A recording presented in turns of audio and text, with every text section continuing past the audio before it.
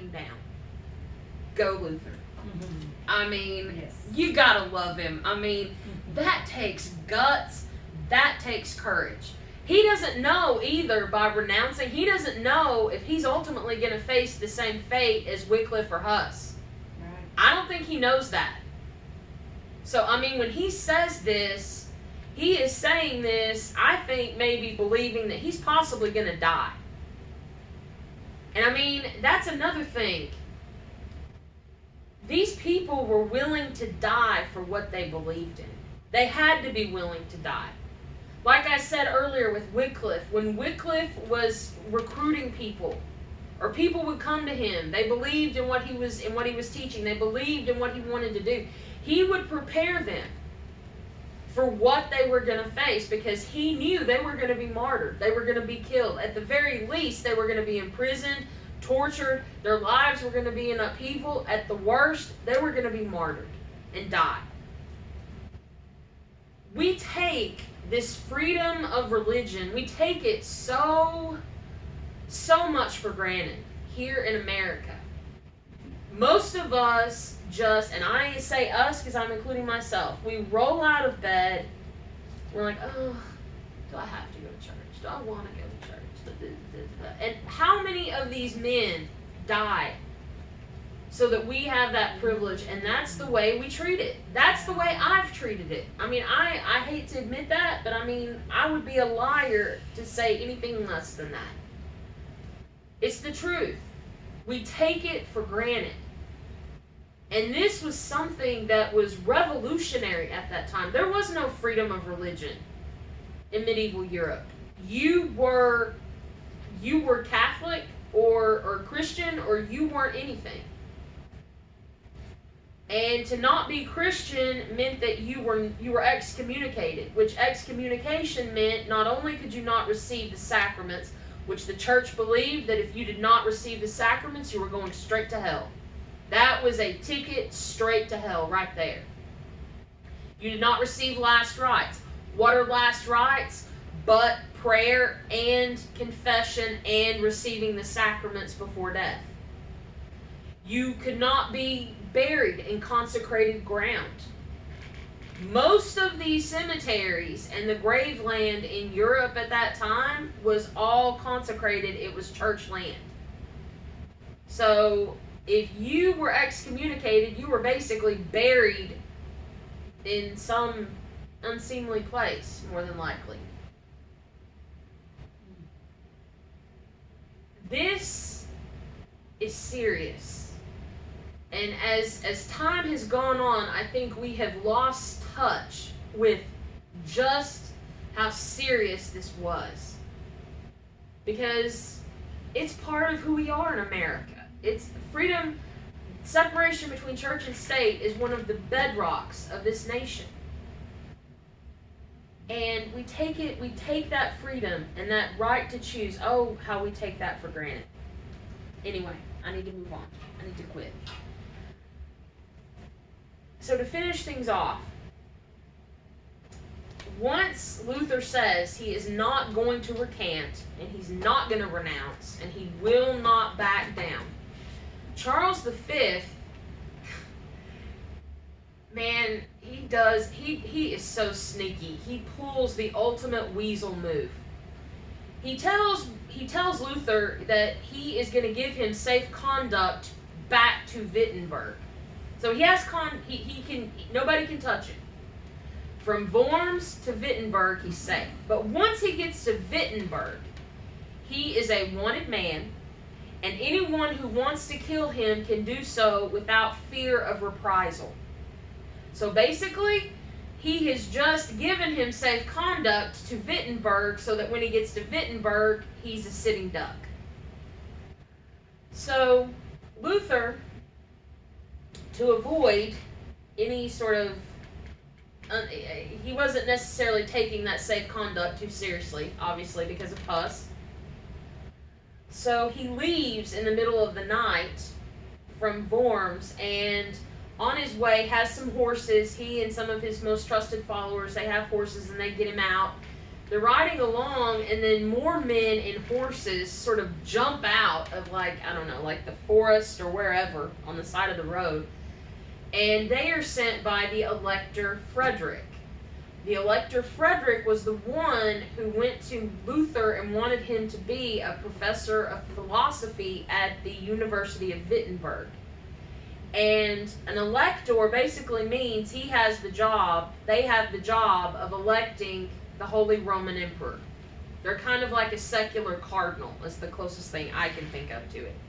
The main job of a cardinal in the Catholic Church is to elect the Pope. That's what the electors did. They elected the Holy Roman Emperor. The Holy Roman Emperor, Charles V, wanted all of his electors to sign a document stating that they stood with him, that they publicly renounced and denounced Luther, and Elector Frederick was the only elector who would not sign that document.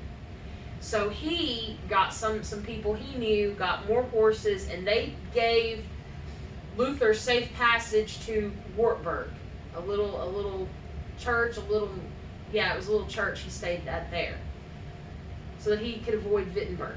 So when he got to Wartburg and was safely established there, he spent the next 10 months copying in German the New Testament.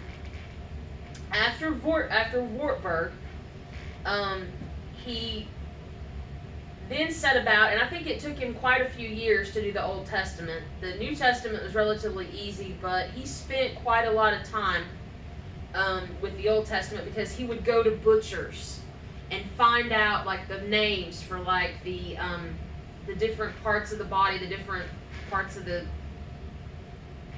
for the sacrifices in Leviticus. Let's just leave it at that. He would go to jewelers, to watchmakers who had dealings with jewels, so that he could know the proper names, the proper German names for the jewels, so that when he was translating Revelation or different places or other places, when he was talking about the vestments, the priestly garments that had the stones, he wanted all of that to be perfect. And supposedly Luther said he wanted his German translation of the Old Testament to be so good that most people who read it would forget that Moses was a Jew, which we'll get to that in a minute. That shows a little bit of some underlying things that Luther had to work out. Later in his life, he married a former nun named Katharina von Bora. At the time they got married, he was 41, she was 26. They had 6 children. 2 of his children died. 2 daughters. He had one daughter that didn't live, I think, maybe but a few months or maybe a year or two. And then he had another daughter named Magdalena, who was like was just the joy of his life.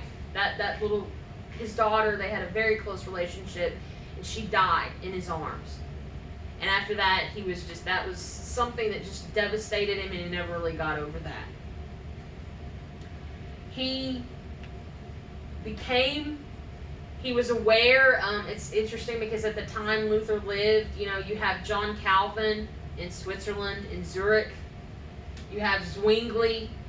You have all of these other reformers. They knew of him. He disagreed with them on some things, but they were aware of him, and he was aware of them. And you have all of these seeds of the Reformation just taking root all over Europe. It's interesting. A few things I think are interesting about Luther is how initially when he went.